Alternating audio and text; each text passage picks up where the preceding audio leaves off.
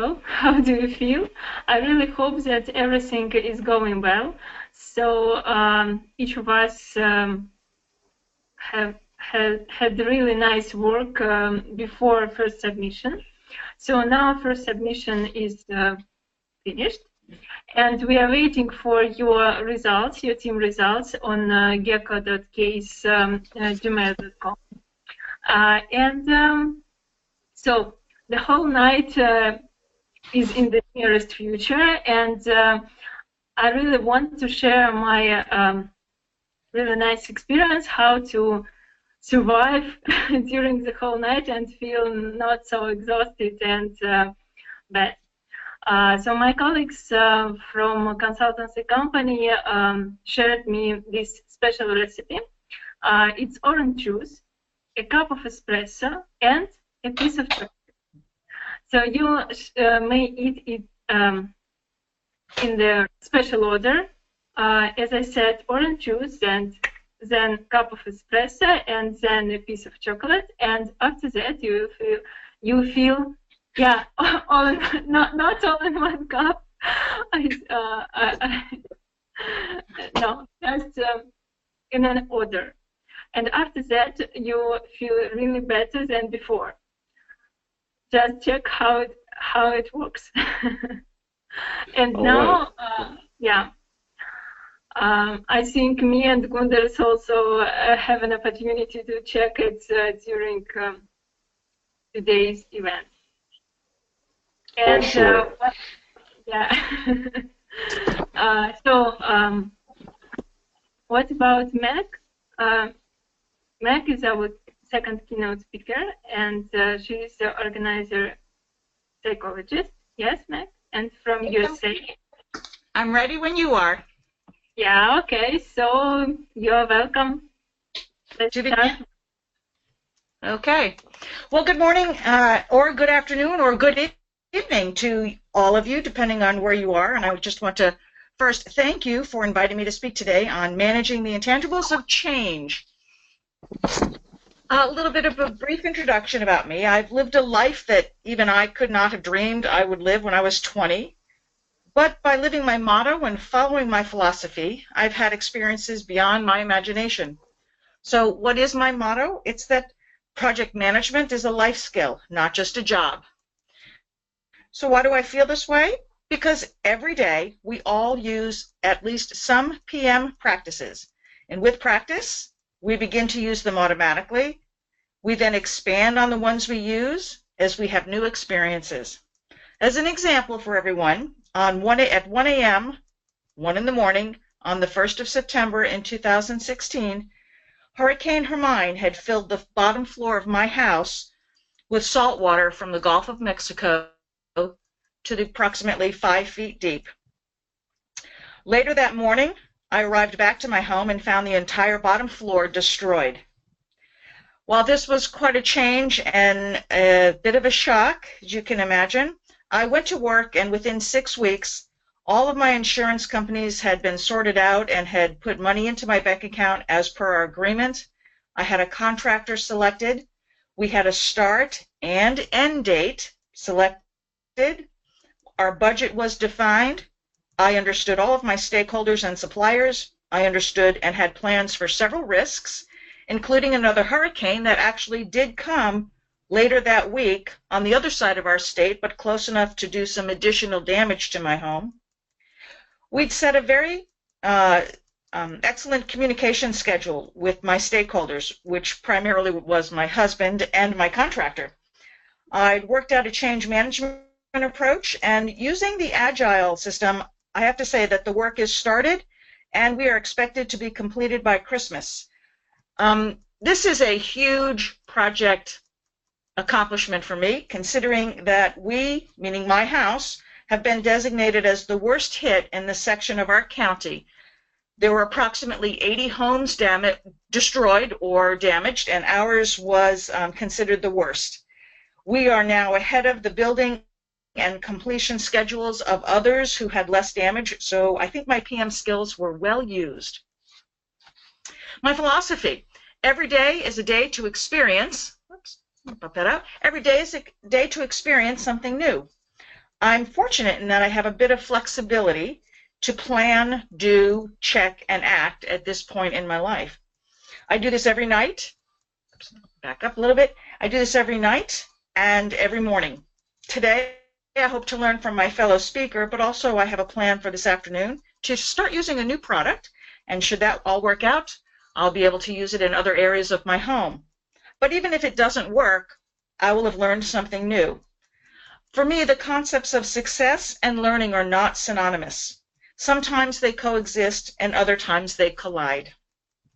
From a background perspective, as you can see, I've held a number of different jobs. You can read them all later. But the one key I want to make here is that by living my motto and my philosophy in tandem, I have been open to opportunity and created opportunities for myself, which all Meg, sorry, can I interrupt you a bit? Are you showing the first slide only or something else? Just the short introduction. It is an introduction still, yeah? Yes. Okay, because people are confused. They think that you are still going on through the presentation, but we still see the first slide. Yeah. So I'm just okay. going through the different options. Okay. So all of this information leads me to this presentation, which I'm thrilled to be speaking about, which is the intangibles of change. For me, my life is one big example of change for the positive, and I hope that you take the inspired idea of positive change as we move forward. And now I'm moving to the next slide. So quite simply, what we're going to talk about is the why, where, and who of change relative to an intangible aspect, as well as some practical actions you can take to identify them and a few ideas on what to do when one shows up in your world. But first, we have to define the word intangible. So for me and for this presentation, intangible is something that is unable to be touched or grasped. It does not have a physical presence. An example of that would be the internet. Meg, again, is it first slide still, or is it next slide already? We're on the change is inevitable slide. Managing the intangibles, change is inevitable slide, yeah? Change is inevitable. Okay, Why? got it. From where? Wait a minute. We see only your first slide now. Okay, now we see like something else. Okay, now it's fine. Okay, I apologize for that. So, okay, so we'll just continue, and you can see the recorded presentation as well. So, to just clarify, when we talk about the concept of intangibles, what we want to make sure people understand is that things like the internet or cyberspace, they are things, but you could not touch them, you couldn't feel them, and yet they change every day. So that's how we relate change to an intangible. So let's talk about some change. So now I'm going to go down to the next slide. Are you there, Günthers? I see the change is inevitable slide. It's Why? the second slide. I think it's the second slide. Now, why are there change intangibles? Yes. Okay, so we're all together now. So why do we have change? Primarily it's because we are all individuals with different ideas, perspectives, different understandings, and different approaches to problems. The simple answer is that everything evolves. I'll be using two examples for the first couple of slides. On the left-hand side of your slide will be the concept of your personal life, your home life, your family life. And on the right side of your screen will be a work example. So when we ask why do we have change, I always say that change is an approach to a problem. And when I say problem, what I mean is not necessarily a negative thing. It is more of a possibility or an actual bend in the path ahead of us. And that bend will mean different things to different people. So here, keeping to my motto that change happens every day, on the left-hand side, you might find someone that you care for deeply. Eventually, you may marry them and then eventually have children. Along this process, from the time that you were not attached to anyone to being responsible for your children's lives, tens of thousands of problems will have occurred. Why is that? Because stakeholders, again, which you'll hear about from Janice later, all have different ideas, perspectives, understandings, and approaches to problems. If we focus on work, which would be on the example of that is on the right-hand side of your screen, we also then narrow that down into project management. We see that we have a plan. We are all moving along that plan, integrated and interactive. Unfortunately, someone decides to hit the change button. And that change button says we must now go in a different direction. And it is up to us to figure out how to swing our entire team, as well as many other aspects of what this project is attached to, into a new direction.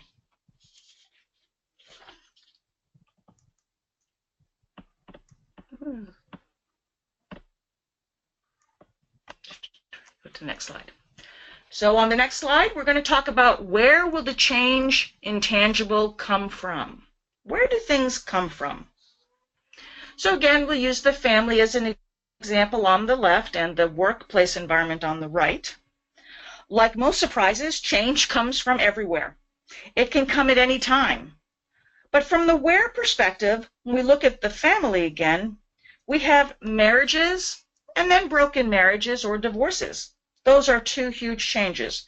The first surprise is when the proposal occurs, but the second usually is a surprise when the legal papers arrive. The birth of a child is a surprise as to the extent, as to the specific moment. But the conception of a child is always a surprise, and one that will forever change the lives of at least three people: the mother, the father, and the baby. We can find that sometimes we might need to move at some point. This could be a huge change for you, for your family, your friends, your social environment. All of that can become an aspect of a decision on whether to move. But you may need to move for a new job. Perhaps you need to move because you can't get a job where you're at. You may need to move because family needs you closer. You might need to move because your social circumstances or the environment in which you live is requiring you to move. Sometimes you just need more space. But it's just another example of a change that may and may not be a surprise. Finally, the biggest surprise of all is death. Almost always a surprise and never a pleasant one. This change brings about many more intangibles than simply the loss of someone you know. These emotional changes modify the way that people act and react. When we look to the business side, we see the same types of things. First, we might have a missing team member who we rely on for them to do their part of a particular job at any given time. Next, we might have some project reviews that show a project aspect is out of scope or collective understandings are missing.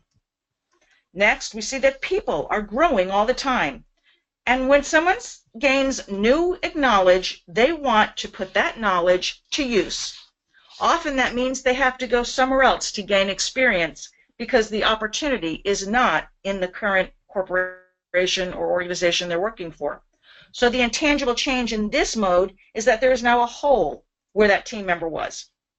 Change can come from the top in the form of mandates, regulations, or perhaps new opportunities that leadership has identified. Another area is culture. Culture is a huge intangible as we continue to grow in this ever mobile world that we live in. Finally, we have to look at our suppliers, who are also experiencing all of the same types of change to their products and services. They have to be making and experiencing the same types of changes that we are experiencing, which is literally going to cause us to have new directions of change, unforeseen change, I might add, at any given moment. Finally, yes, in a work environment, we do occasionally have a death, and that takes a big toll on everyone, not only on the project, but all the team members, the affiliated organizational staff, on your customers, your suppliers. Everyone affiliated with that is affected by this particular drastic change. So when we talk about where, The change can come from anywhere. The next thing we're going to speak about is who. When we speak of who, I'm not going to speak about a specific person as I did on the prior slide, but more of the general groups of who's to be sure that we understand the magnitude of a single change. Firstly, on the right-hand side, when we consider a change which comes from somewhere or someone, our executives and boards of directors are often some of the last to know about those changes. For them, who are supposed to be guiding our organization, a change which is not moved up to them as soon as it's possible can eventually cause you more change. When unforeseen change strikes, their fiduciary responsibility of running the company will fall on their shoulders. Without full information, you can imagine that they are going to be making decisions that may not really resolve the problem. Therefore, they need to be notified early. Now, they may not need to know that somebody is out for a couple of days sick, as long as you can get back on time to meet the deliverables. But if a new regulation comes about, or a death of a key skill holder occurs, the board should probably be notified because you have a much higher risk. Hopefully, by the time we get to the end of this half-hour session, you're going to know what goes along with that notification. Another area we think about is shareholders. How much do they really need to know about what goes on inside our organization? Well, most often our answer is going to be they don't need to know much. Our issues are our issues. However, key stakeholders and shareholders find out big surprises because the market talks. We need to always be aware that they are there and that an intangible change could cause our shareholders to do many things. One of them is to lose faith in our ability to deliver. And once they start to sell off shares or pull their funding, well, your value may decrease. Other potential customers may decide not to contract with you. And your current customers may put additional demands on you that you are not planning for. All possible intangible outcomes of a single change. When we look at the entire process, the area to the left side of the screen, we have to remember that the finder and supplier of raw materials, the shipping team, the manufacturing team, distribution team, the customer, and of course the consumer, each is affected by the intangibles of change at some point downstream or upstream of each decision we make. And this is why I watch each day for a learning experience. There's a saying, blow a single breath and you can move the world. Intangible change can start with something tiny and grow to be of tremendous importance. We're going to move on now and talk about all of the uncertainty in the world of intangible change.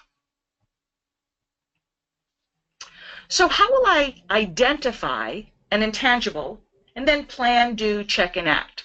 The most important thing here is that we want to be able to be early identifiers of things we can't actually touch, things we can't put our hands on, in falling in line with the definition of intangible of change. If someone told you tomorrow you would wake up and the sky would be forever dark, what would you do? Well, some people would simply wait. But a dark sky tomorrow and every day afterwards would have a huge impact on our world. It would completely conflict with our ability to sleep and wake in cycles. When you cannot sleep and wake in a cycle, you literally will go crazy. Your brain cannot support this. Most likely it would result in the end of living species on Earth. So from a practical perspective, when we look at something as magnanimous as that change, we hope we never have one. How do we avoid that? When we think of change, we have to think of it in this format, that someone has said or done something, and now something is different or is going to be different. Our goal is to be aware that a change is coming. We need to identify potential change. That is the intangible aspect of change. And here's how we can do it. These are practical tips that you can use starting right now. First, we investigate constantly.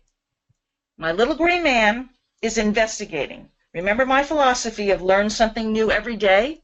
That's how we investigate. When we investigate, one of the ways to do that is to listen to everything from all directions, even if it seems totally boring to you. May it come from something far away from your particular activity, but at some point in the future may be a part of what you're deciding to do. Listening is key to hearing the future. And because we listen a lot, we begin to see patterns in information, or we begin to make connections of different information. When we do that, we can begin to create risk plans.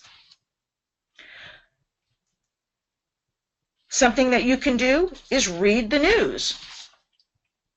When you read the news, you want to read everything, whether it's from your own organization or industry, whether it's from somebody else's organization or industry. It might be a supplier-related set of information. Your job is to read as much as you can. Another thing that you can do is ask questions. When you ask a question, what you end up doing is saying, I don't know this, but I need to know at least enough about it to know whether or not it's going to participate in the decision I'm going to make or not. When you go ahead and ask a question, you might hear someone sitting at the next table and you don't know them, but you should introduce yourself and say, it's an interesting topic. What is it that you're talking about? Or ask them a direct question. I hear you talking about this. What about that? Sometimes people may consider that rude or listening, but if someone is in public and speaking loud enough for you to hear, you have every right to ask a question. Finally, something that you can do is risk plan. Risk plans are great, they're fun, they're imaginative, and here's an example of one that you might not think you need to do, but if you worked at a bank, you realize that customers have bank accounts, they come into the bank, they may be banked by phone, but imagine that money as we know it goes away. It is simply a packet of ones and zeros that are loaded onto everyone's mobile phone. There's no need to have a bank. There's no need to have people in a bank. People can still obtain loans, they just do it in a different way. They can still invest in stocks or bonds, they just do it in a different way. In this situation, we would basically create a scenario called banks are no longer needed. Well, what happens to you and your team, your entire industry, the buildings that you're working in, the computers and communications you use, all of the industries that are affiliated with the bank, and on and on. People look at risk planning as a luxury, but I guarantee you that every wealthy person and every leader of a social change organization has engaged in risk planning to see the future based on what they investigated and heard. So what's the point of all of these? Limit the intangibles of change and limit your surprises. Here are a couple of simple activities that you can do. Basically, involve your team. Ask them to investigate. Have them go look up information. Also, be sure that they are involved in all of the thought processes or brainstorming sessions that you can possibly get them to participate in. Because everybody's brain works a little differently, and everyone will see things differently, providing you with more opportunity to resolve a problem. Take your manager to lunch. A few dollars, or whichever currency you're using, will go a long way in helping them to make you a trusted advisor, as well as get you information early so that that change and all of the things that go along with it are not as difficult to absorb. Contact your industry associates. Join as many different industry associations as you possibly can, even if they're not 100% close to you. Last month, I was visiting with the Technical Writers Associations in the United States. Each one of them agreed that understanding project management, even if they did not become certified project managers where that was going to be their job, in order to be a good team member, they understood why the value of being a good project manager and having good project management skills was going to help them in their careers. Take a second, and if you have any other suggestions, write them on down, and we can go ahead and include them in our questions at the end.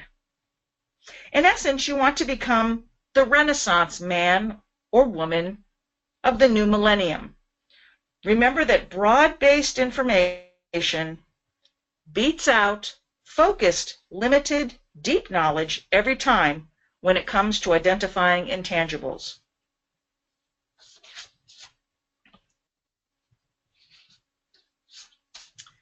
After you've gathered a lot of information, it's nice to have, but the real value is what will you do with it? Well, for one, we agree that risk planning is a key to using that information wisely. But before that, you'll want to know your current and future plans intimately. You'll also need to be sure that everyone is on the same page, so to speak. They all need to be heading in the same direction with the same understanding. This is one reason why a clear, well-managed, well-maintained communication plan is essential to every project. So in our example, all of the input from the prior page feeds the work plan that is both staffed by and improved by a cohesive collective staff. The staff also participates in creating risk plans for their particular aspects, but also in small groups can identify broader risk strategies. When you are working on a plan, you are already addressing, determining viability, and offering alternatives to those that are in management or to other departments. When an alternative or a change occurs, you must also be ready to quickly run this process so that a leader can inform the people, bring everyone back to the same understanding of a connected new plan, and lead the group forward on a new path. This process from the prior slide and this slide should be continued simultaneously throughout the life of a project. You actually do this in your own personal life. We don't always think about it that way.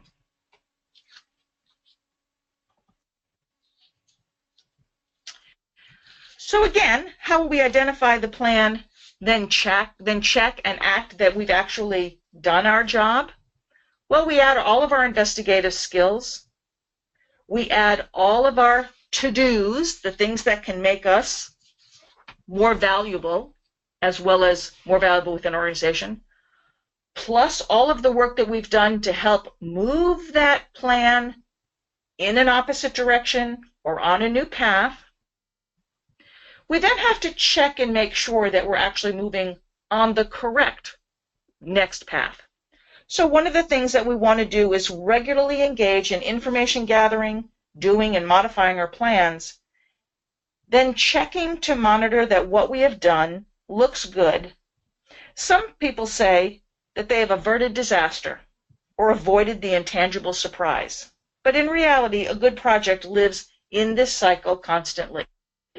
You should live in this cycle constantly so that even if you do get a surprise, the good news is you probably have a risk plan already built and ready to work with.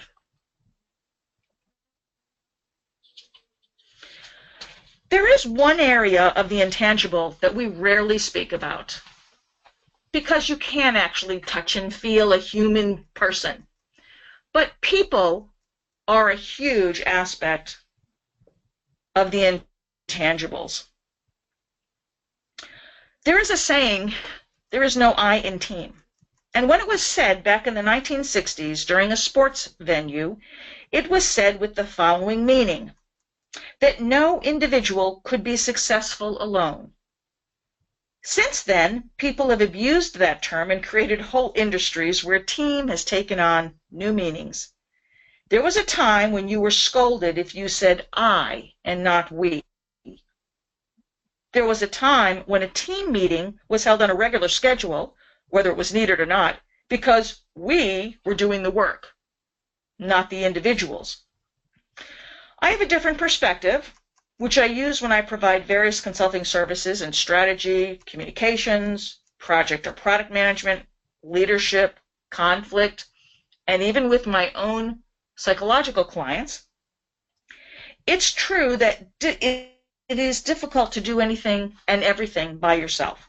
So to the original coach's thought when he said this, no individual will win the game by themselves, he was actually right. It does take a team in order to assure that everyone succeeds. However, this usually holds true when the plan is in place, the practice or skills are ready for delivery, and the goal is in reach, such as in a ball game. But life and work rarely happen inside of an hour or two from start to finish. And the pressures on a team of 5 basketball players or 11 football players are intense for a burst short period of time, but rarely over weeks, months, or even years, as is the case in most, well, some and many projects. So for me, there are only I's in team. Each idea is spurred by one brain. Innovation is someone coming up with something new and different. But the I's must be aware of and work towards the group's goal. They must each be individually aware of intangibles that could affect them and others. So as I call this session to a close, I will remind everyone that while I have been a project manager and a myriad of other things, I am a psychologist and am most interested in the people who get things done. The people who are the first to see the intangible change coming their way. I will end with asking you to make an effort to know your people. Team building is great, but be sure that each team member is recognized for their individual contributions as well. Hold personal interactions with everyone. Remember that trust is not built in group chatter, it's built with intimacy. Be sure that you and all those around you are on a growth plan so that when the intangible change becomes reality, you are ready, or someone on the team is ready to take on that challenge. Be open to everyone's desire and be more than they are so that they can be more than they are at this very moment. Support people by being a good mentor, and they will support you in your time of need. So what are intangibles again? Those things that are unable to be touched or grasped, not having physical presence. I think we've realized that intangible actually has a different meaning in the world of work and in project management. This does not mean that they are not there and that you cannot acknowledge them and their presence. It creates a path to positive solutions. Those are our goals as project managers and project team members when we deal with and work with the concepts of intangible change. So I want to thank you all very much, and at this point I'll take any questions. Keynte? Well, Meg, thank you very much. It's really wonderful presentation. I like it a lot. Okay, and now we have the time for questions. So let's do it in the following way, that either you write the questions in the questions box, or you can raise your hand, and Meg is also with the camera.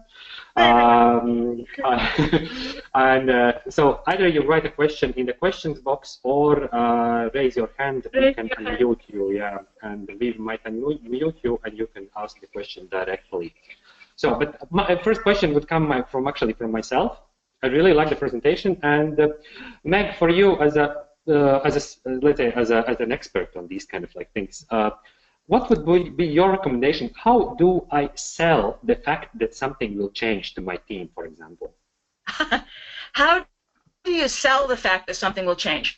When I work with my clients, I often don't have to sell them that something's changed because they've called me in.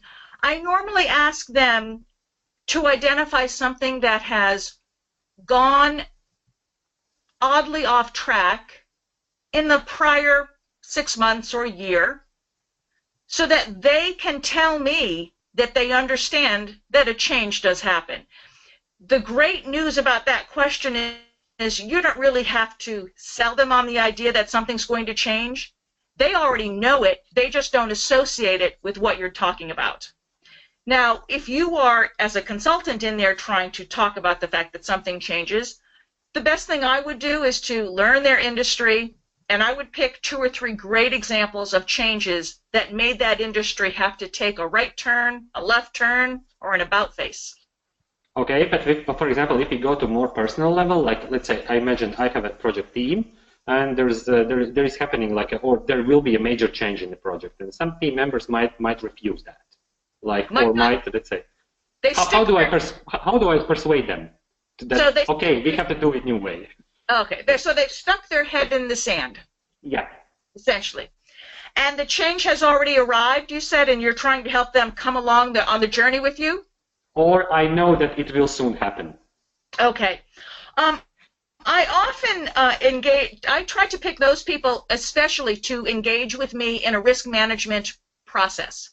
I get them to sort of exit the specific change that I think is coming, but I help them look at what their particular role is and ask them to imagine what might go wrong that you would want to be prepared for. So I get them into the role, the mode of thinking about, well, something could actually happen to me. And if they're kind of really stuck, I'll say, well, what happens if you're walking home from work tomorrow and you get hit by a truck and your leg and hip are broken, and you're now going to be in the hospital for 6 months?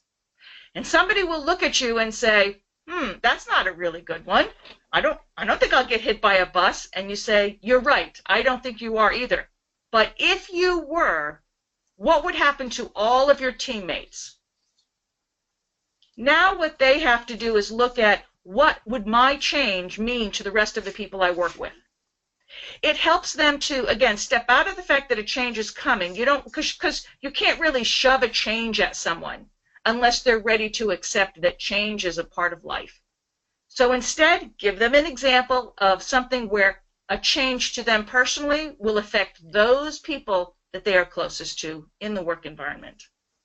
So it means that I'm trying to get kind of like this fact of change to as much as to their personal perspective as possible. So for them to actually understand what kind of consequences might be. Yeah. If for example someone rejects the change. As I said, for me, it's all personal. I'm a psychologist, so I always look at the people. So you summarize that very nicely. Make it personal, and make them the person that is the one that causes all of their friends and peers to have to make modifications because they are now not available. Okay, got it. Really nice. I also picked up that you had this in the previous slides, this point that involve your team. I have a really good example. Actually, I'm now managing another event, and at the very beginning of when I formed the team, at the very beginning of the project, I immediately told the team, this is a new project. Expect a lot of changes inside the project. And now, if I'm coming kind of like to a meeting with the team, and I'm saying, okay, there are some news, okay, and they just simply accept this as a fact. So that's like a normal thing that something might again change. So at the very, very beginning, I kind of like told them, expect changes. I have taken actually you as a team member because I know that you can adapt to changes. Yeah, and that's why I like to include everybody in at least one, if not 2 or 3, risk management brainstorming sessions right at the beginning of the project start time. Because now they have become accustomed to the fact that, yes, we actually, not only are we going to see change, but we also know that we have the capability in our room, we have the capability on our team to resolve problems before they happen, document that, and have them ready to go when the change comes. They become very good at it. Okay, got it. Question is, how can you identify an intangible thing? How can you identify an intangible thing? Yeah.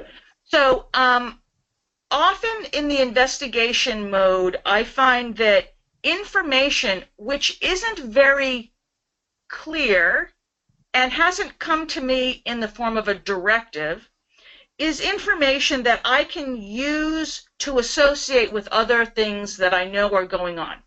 So we'll use 2 very big examples that are going on in everybody in the world, and I'm sure everyone listening to this session will know these 2 items. The first one was the exit of Great Britain from the EU, Brexit. The second one was the nomination and election of Donald Trump as the President-elect of the United States. We've all heard both of these. This information did not come as a surprise on November 8th, or I believe Brexit happened in early September, or perhaps it was August.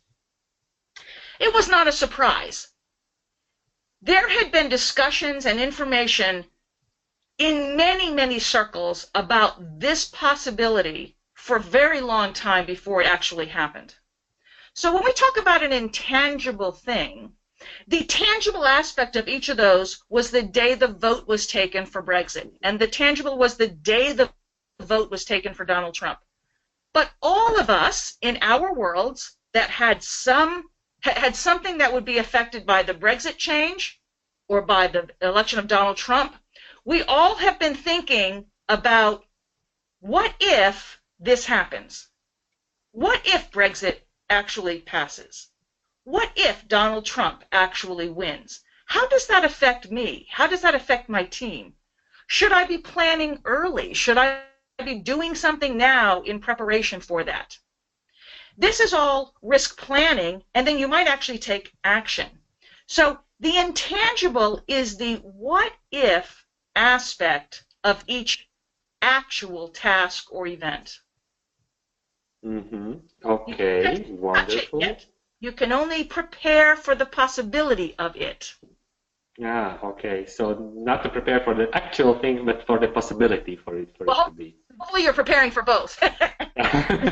Okay. Okay, for all the audience, you have still the possibility to ask questions to Meg. You can raise your hand or write the questions in the questions box. And now there is a question also come in. Okay, some questions have started to come in. In a moment. Where? I can see. Okay, I see some of those. The question is, how do you know when to stop asking yourself what if or what? When do you stop with the what if? When the project is over, closed, and there could possibly be no more what ifs. And I'll give you an example. Okay. A very long time ago, when I was young, I ran the international division for IBM Health Systems software company. And so I had the fortunate experience of traveling all over the world to all of our customers. We had them in 17 countries, and helping them to utilize the system better, identify what their needs were, convert those needs into product requests, and send them back to the company, and then work with the company and back and forth.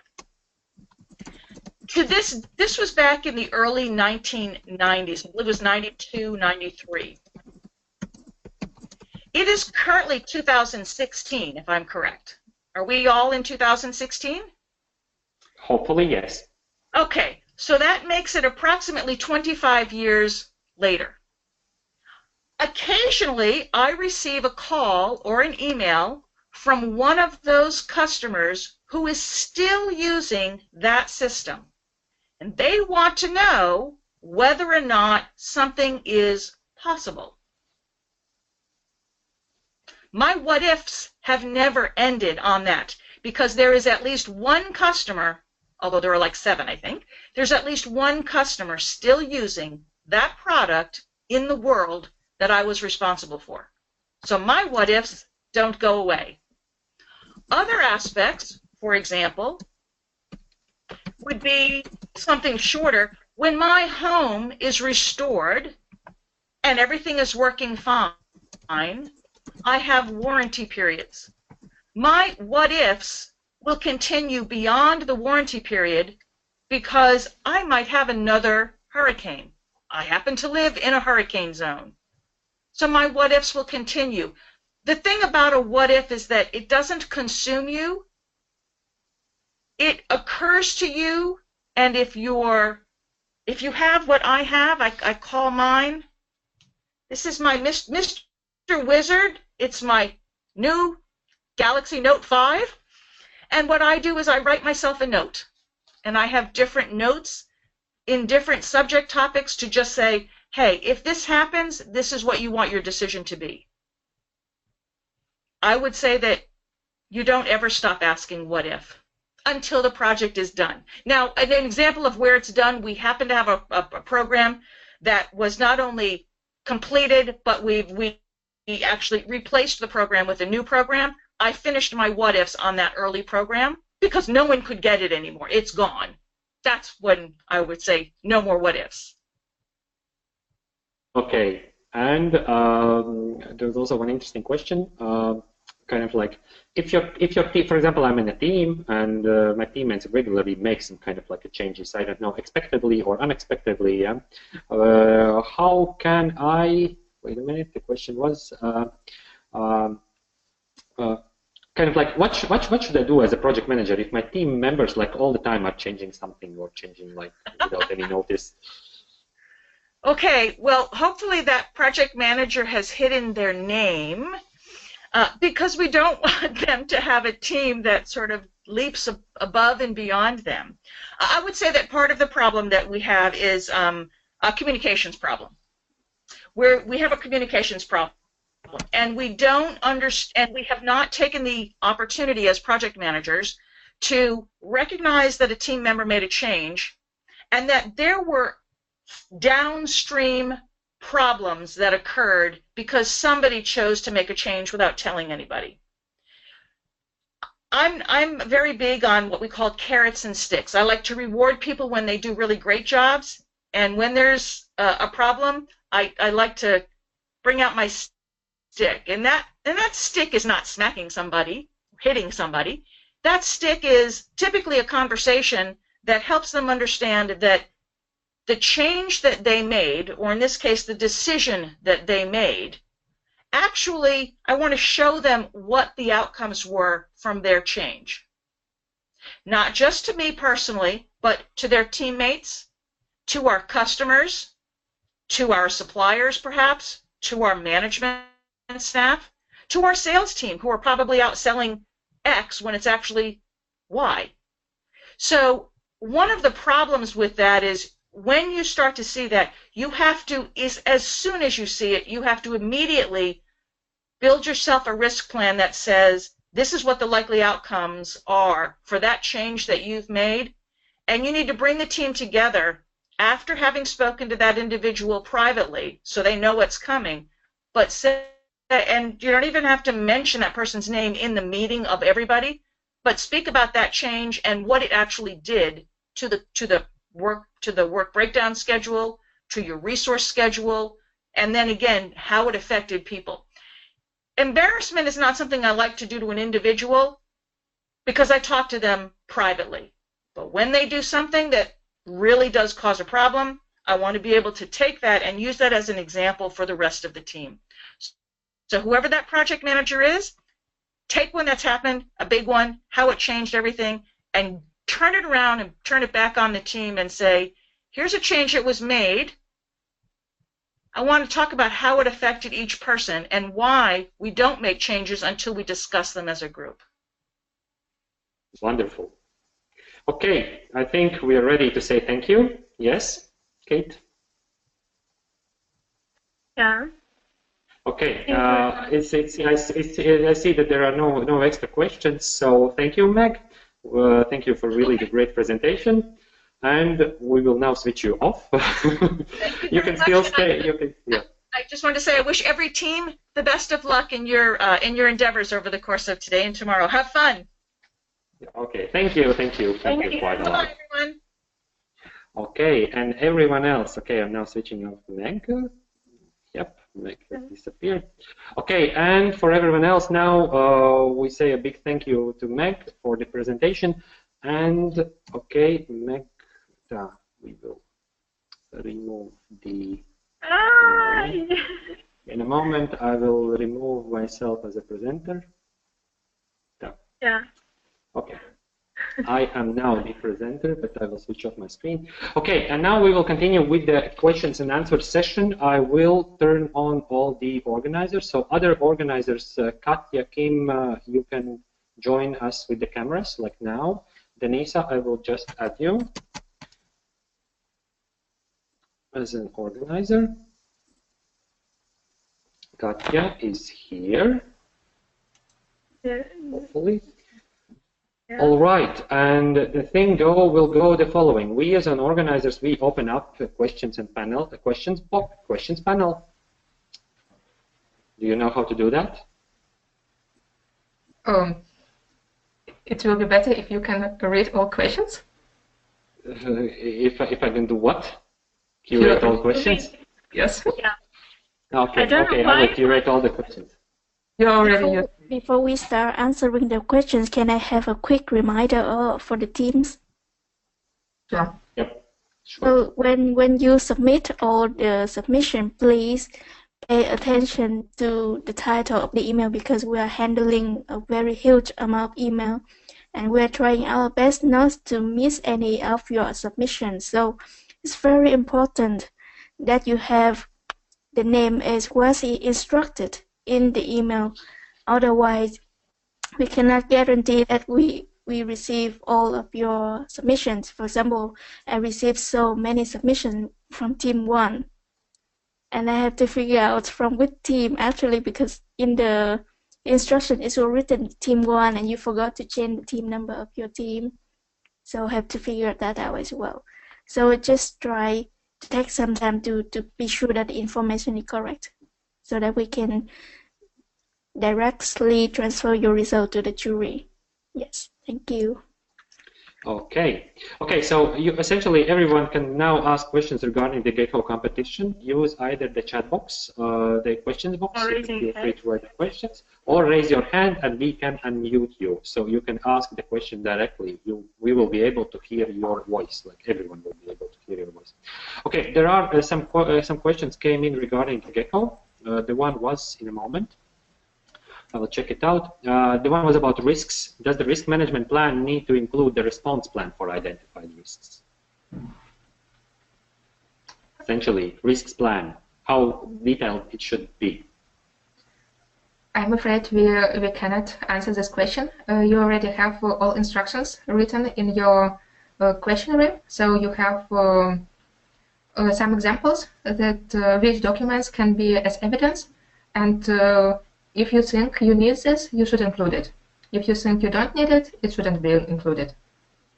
Essentially, it's up to the teams. Yes, it's up to the teams, and if we will answer this, we are afraid we will not give you a place for creativity, or maybe a place for different solutions, and we actually would like to see how you will come up with your answers, and which documents you see are important, and like which plans should be included. Essentially, if you as a team feel that, for example, some particular thing should be done really greatly into details, you can do that. If you feel it should not be done like greatly into the detail, you should not like do that really detailed in such a way. Okay, waiting for some other extra questions. Feel free to either use the questions box somewhere there. Yeah, I hope I point the right direction, or raise your hand and we can unmute you as well if you are willing to talk to us. So feel free to do that. We are here. If you don't ask any questions, then in about 5 minutes we will stop this session, and we will continue with our everyday activities, essentially organizing GeCCo, and you others might continue working. Okay, the question is, can we base our solution solely on the information you've given in the case study? Kim, or should it be? Sorry? Because essentially, do they have to base the solution only by using the information that's given on the case study? Can they do that? Of course you can, but as the head of the jury also mentioned that you are free to find additional information from the open sources if you think it's necessary. Otherwise, you can of course base on what we provided. Okay, so essentially you can either use only the case study or go for the information. Apparently, it's up to you also to decide. Okay, are some teams already better than others? We don't know. And it will be actually up to the jury to decide who is better or who is not. And the thing is, though, the jury will start only working after this competition has ended. Jury is not yet already working. But I have to say that I streamed through the submission, and I have to say the team are quite competitive. The competition is high. Okay. Yes. So be creative and try as much as you can. Okay, the question is when the teams will receive the next tasks. As far as I know, you have already received all of them. Yes, everything you got is the task for the whole time till the end of the competition. So no additional questions, no additional information, no changes. Okay, I have a question like regarding, because as I'm based in Latvia and we have participants from Latvia, some of them already called me, and the question is, for example, there are this set of questions that should be answered, and the question was, what questions should be answered, for example, for the first submission or for the second submission, and so on. Is there some kind of like a sequence in which this question should be answered? Are you asking me? Yeah, maybe. Okay. Yeah. So, well, ideally, all the team should answer all the questions in each submission.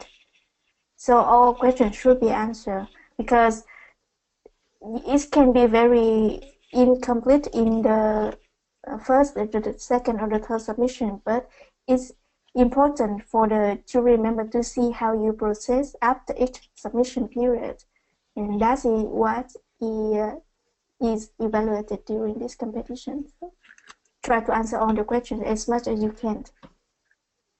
So essentially, yeah. Okay. Yeah. So first, your results on the first submission may be just like the name of the question and some Slides, yeah. brief slides for or documents for this question. It's not necessary to send us only completed and totally answered questions for the first submission.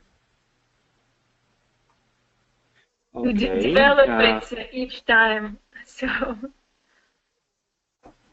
Okay, the question about how can the teams use the presentation mechanism Prezi to show the progress and kind of like their road through the case study. As far as I know, the presentation, like your submission, should be done in a format that we can read or the jury members can read. So Prezi, I think, it's not that easily readable format. If it can be made like in a picture, in a JPEG or some kind of other format that's readable, like PDF, for example, you can do that, of course. But as far as I know, kind of like this, the fact that you use Prezi to show your results, let's say in this way, would not like that much influence the decision by the jury. It's kind of like Prezi might be even harder for jury to essentially understand or to, let's say, read the information from that. Okay. Yep. Sorry. They will see your progress based on the documents you will provide. So there is no need to just write in addition what was done and what you plan, or maybe like in the first submission, and then you shouldn't mention this like directly in the second submission. It will be clear from the documents. Okay. When are going to be the results? The results will be told at the award ceremony after 1 month, the 10th of December.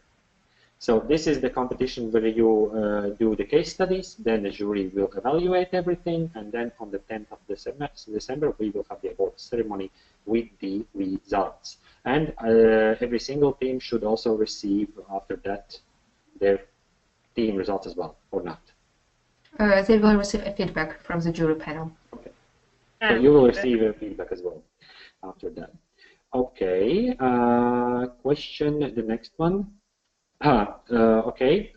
So we are not getting another part of the case study. The case study is already sent, yes? I mean, for me, it's just a lot of information to digest in that paper. And if you are still more hungry for information, of course, you can use the open sources.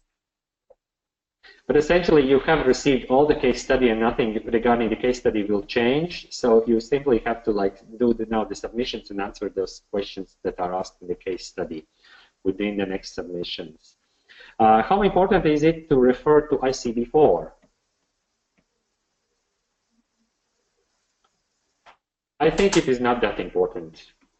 I think you should just prove that you know what is project management and know how to manage a project.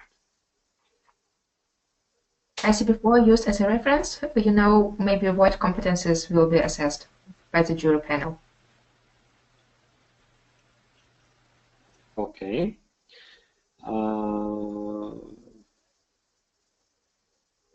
Yeah, okay, I'm checking the We have a lot of questions. Yeah, we don't have that much questions. Yeah, we have.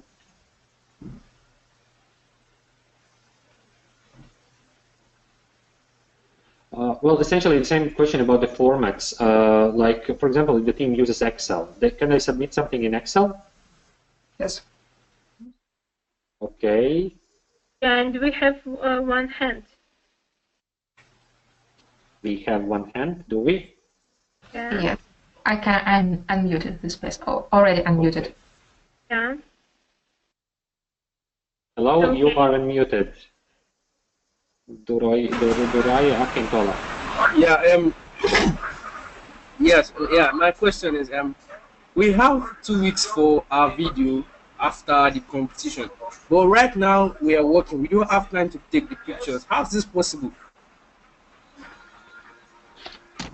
Okay, possible to what? To make a video or? Yes, to or make the video, because we don't have time to take pictures of we working right now. Yeah. You can do a video afterwards. It wouldn't be so you can use any materials from the from this 24 hours, but you can make a completely like as a video or some kind of, I don't know, presentation and use it for your video. Essentially, if you, for example, go to the GeCCo YouTube channel, you can see some of the examples from the last years. And the pictures are not necessarily from the competition itself. For example, some of those videos are like pictures of the participants made in some kind of like animation or collage or some text together. So if you manage to make pictures during today, fine. If you don't manage, just find another way kind of like to show your team. Okay, thank you. I got it. Okay, Thank you're you. welcome. You're welcome. You're welcome. Okay, next questions. Do we have something else coming in? Okay.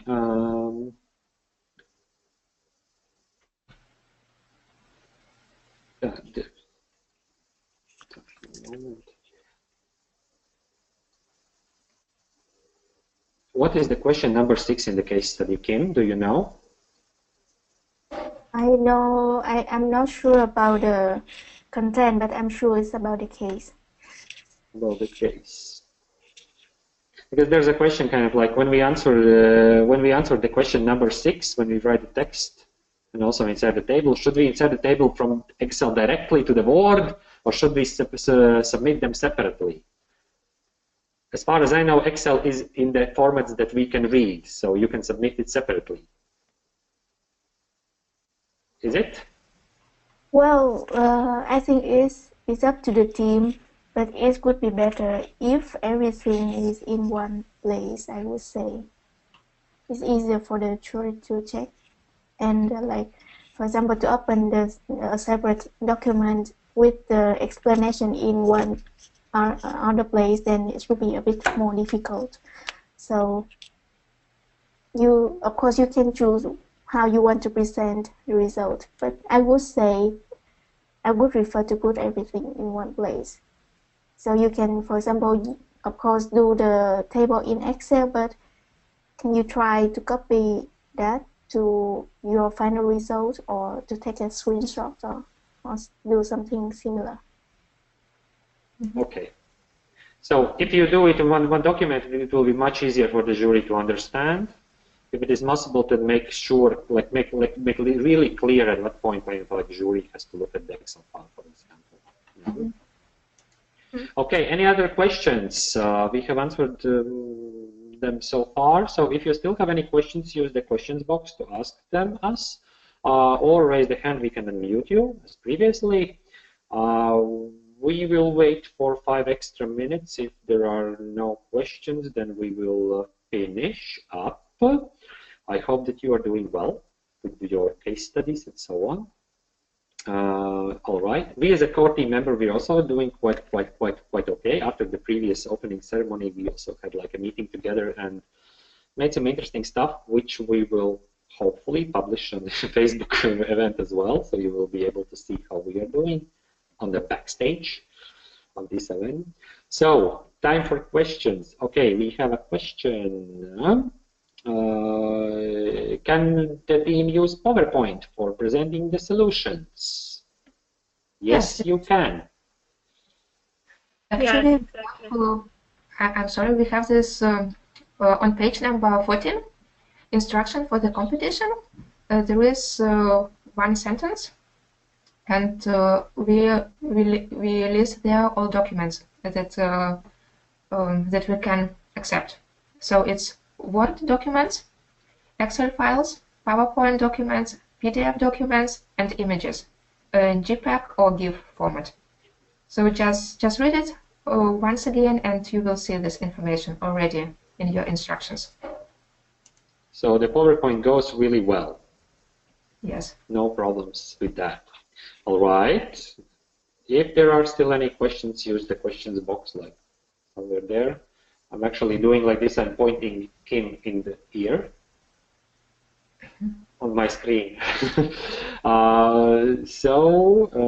Time for questions. Let's say 3 minutes for the questions still. Apparently, people, either you understand what to do, or you are already busy in your case studies. So feel free to ask questions at any time. I will check. And Yep. And I also received some Google Drive share from the team, and I would say that even though you share with us, but it still is not your official submission. So submission should be sent email with the title and then the file tag. And we only consider one official email as a submission because there will be many emails to handle, and it's hard for the jury member as well. So only one email per team per submission. Yes. And Guna, maybe you can repeat about the social media contest because there has been many questions regarding that. Maybe you can repeat again. Okay, while we are waiting for other questions, I will give already the extra information. First, about this social media contest. So we have 2 contests. On Facebook, they are also published. One is the most active social media team. You have to make pictures, collages, either of your team work or some kind of like interesting stuff. Post it on the Facebook. Either it's your Facebook or our Facebook page. Tag GeCCo and hashtag your team name. Yeah, like for example, hashtag, there was like something like chili bunnies or something like that I noticed. There are some teams already active. So put the content either on your own Facebook or on the GeCCo Facebook. Tag GeCCo, like so that I can receive it is in the notifications, in the page notifications. That Chill Dragon, exactly. And I can receive it in notifications and add your hashtag of your team name, so I can identify what team is it. That's the first thing. And the second, tag it like @ so that, for example, if you use Facebook, don't tag GeCCo as a hashtag, but tag it like as a global e-collaboration competition, either in the picture or in the description. Because at that moment, it immediately appears in our notifications panel of the GeCCo Facebook page, and I can immediately see your content. So just tag us. Tag the GeCCo page in your image or in the description. But use the hashtag only for your team name, so that I can identify which team is it as well. This is for the social media team competition, and for the creative competition, make your piece of art from the wires, make a photo of it and publish it in the GeCCo Facebook page by also tagging the GeCCo page and adding hashtag GeCCo Create. So this is how you can do the competition. You can also do it on do your creations on Twitter as well, just to make sure that you tag Twitter account, like at GeCCo_YC, so that I can immediately see that you have posted something on Twitter, for example. Mm-hmm. If you are extra willing, you can also do that on Instagram, but make sure that you really tag the GeCCo account so we can find it. Mm-hmm. Okay. I have also a question regarding this first contest. Is it only pictures that can be used, or it can be other content as well? I don't know. Yeah, it can be other content as well. If you can manage to make a video, original video, or GIF animation, or something else, or just write some kind of like a story, you can use many different types of content. Yeah. Which Facebook page should you tag? You should tag the official GeCCo Facebook page. If you go to the Facebook and find the Global e-Collaboration Competition, then you will get to the official GeCCo page, which I can post it in a moment. I can post it in the chat for everyone. In a moment, you should see somewhere in the chat box, I hope, the Facebook GeCCo Facebook page. This is the one you should tag in your submissions. And for all previous submissions, if it wasn't done like this, because we got some questions and it was some confusions, and we also we will count them. If I manage to find them, we will count them. I saw that there were many submissions in the event. That's also fine. We will count them as well. Simply, the thing is, if you don't tag, for example, GeCCo Facebook page, it's hard for us organizers to find your submission. That would be the only issue. Mm-hmm. All right. Okay. Apparently, there are no extra questions at this point. I hope that regarding the social media competitions, it's more or less clear how they run. All right. So the next event, we are close to finishing this questions and answer session and the keynote presentation by Meg. The next event will be after 5 hours, which will be a social event, midnight toast with not with the keynotes, but with the core team members. So for this social event, please prepare your drink of choice. Registration is already available in the GeCCo webpage. You can go there and already register for this event. We as an organizers, we will be with our glasses and stuff here already in the cameras. And you will also have an opportunity to be on the camera and say a toast to everyone else. So please do not miss this opportunity.